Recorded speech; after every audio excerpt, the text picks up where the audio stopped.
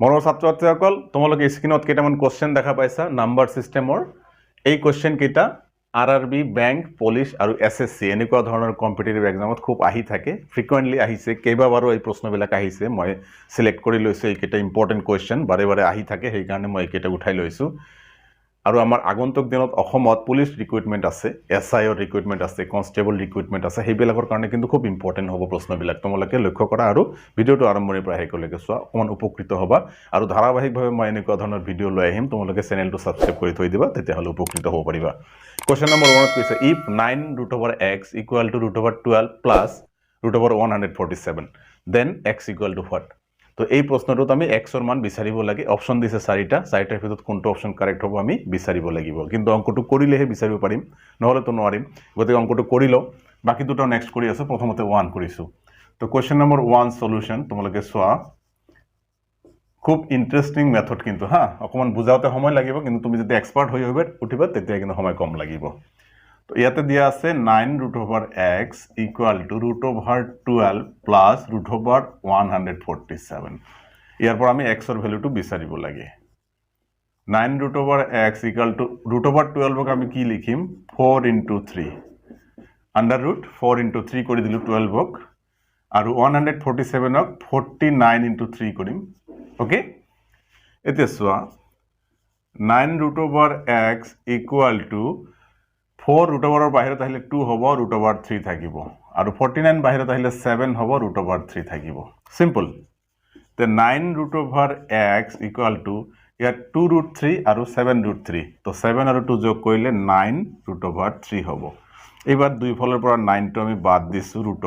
√x equal to √3 দুই ফলে যেটা আমি স্কয়ার কৰিম x equal to 3 আহিব অৰ্থাৎ ইয়াত কোত আছে আমাৰ বি অপশনটো কাৰেক্ট ইয়াতে দুই ফলে স্কয়াৰ কৰিলে x equal to 3 আহিব এটা আমাৰ হৈ গল ভেৰি সিম্পল 30 সেকেন্ডৰ ভিতৰত এনেকুৱা ধৰণৰ প্ৰশ্ন কিন্তু সলভ হৈ যায় এটো আমাৰ হল এতিয়া তুমি 2 নম্বৰটো চোৱা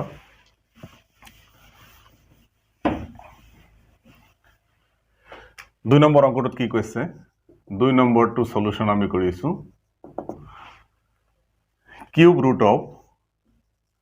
cube root of 1 minus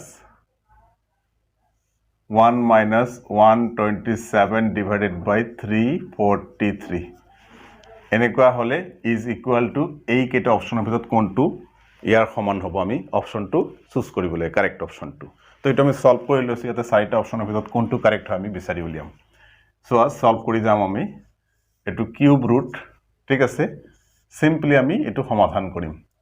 3 4 3 LCM হ'ব এটো পূৰণ কৰিলে 3 4 3 মাইনাস হ'ব 127 একদম সিম্পল 30 সেকেন্ড না লাগে তো কিউব ৰুট 3 4 3 হ'ব ইয়াতে আৰু এটো মাইনাস কৰি লোৱা মাইনাস কৰিলে হ'ব তোমাৰ 13 ৰ পৰা 7 গলে হ'ব 6 ইয়া 3 ৰ পৰা 2 গলে 1 3 পৰা 1 গলে 2 216 থাকিলে ওপৰত কিন্তু কিউব ৰুট কিন্তু এটো হ্যাঁ কিউব ৰুট আমাৰ এটো কিউব ৰুট কৰিলে কি হ'ব তোমালোকে চোৱা এটো 6 ৰ কিউব আৰু এটো হ'ব 7 ৰ কিউব তো 6/7 আহিলে এটো কোনটোৰ সমান ইয়াত 6/7 ডাইৰেক্টলি নাই এটো আমি এনেকে লিখিব পাৰো 1 minus 1/7 এই অপশনটো আমাৰ কাৰেক্ট হ'ব কোনটো তো কোত আছে ইয়াতে এটো আমাৰ বি অপশনটো কাৰেক্ট আছে ওকে এতে কৰিছো তোমালোকে 7 গুণ 7 7 - 1 থাকিব তো 6/7 আহিব এটো आंसर গতিকে এটো আমাৰ হৈ গল এতিয়া তোমালোকে 3 নম্বৰটো চোৱা অংকবিলাক ইজি কিন্তু পৰীক্ষাৰ সময়ত আহিলে এইবিলাক আমাক পাজল কৰি দিয়ে ক্যালকুলেশন কৰিবলৈ হলে অসুবিধা হয় আমি ফিউজ হৈ যাও গতিকে এটো কনফিডেন্স ৰাখিব লাগিব কোৱেশ্চন নম্বৰ 3 সলিউশন তোমালোকে চোৱা কি কৈছে ইয়াতে if √2 power n is equal to 64 then n equal to what ইয়াতে কৈছে √ৰ ভিতৰত 2 power n আছে equal to 64 আছে n ৰ মান কিটা আছে a b c d চাৰিটা অপচন আছে কোনটো কাৰেক্ট আমি বিচাৰি চাব লাগে তো এতে কি কৰিম আমি √টুক নাইকিয়া কৰাৰ কাৰণে দুফালে আমি স্কয়াৰ কৰি দিম তো 2 power n হলে যদি ইফালে স্কয়াৰ কৰি দিয়া যায় তেতিয়াহলে 64 স্কয়াৰ হ'ব মানে 64 দুবাৰ লিখিব পাৰি আমি ঠিক আছে 64 আমি দুবাৰ লিখিলো এইবাৰ চোৱা তোমালোকে 64 ক আমি 2 পাৱাৰত ভাঙিব লাগে তো 2 power n equal to 64 মানে 2 power 6 ইয়াতো 2 power 6 হ'ব আমি যদি 64 ক উৎপাদকীকৰণ কৰো তেনে হলে কিন্তু আহি যায় শর্টকাট 2 32 হল 2 16 হ'ব 2 8 হ'ব 2 4 হ'ব 2 2 হ'ব কেইটা হল এটা দুটা তিনটা চাৰিটা পাঁচটা ছটা অৰ্থাৎ 2 পাৱাৰ 6 তো এইটো যিমান এইটো হিমান একই এবাৰ চোৱা তোমালোকে 2 পাৱাৰ n ইকুয়াল টু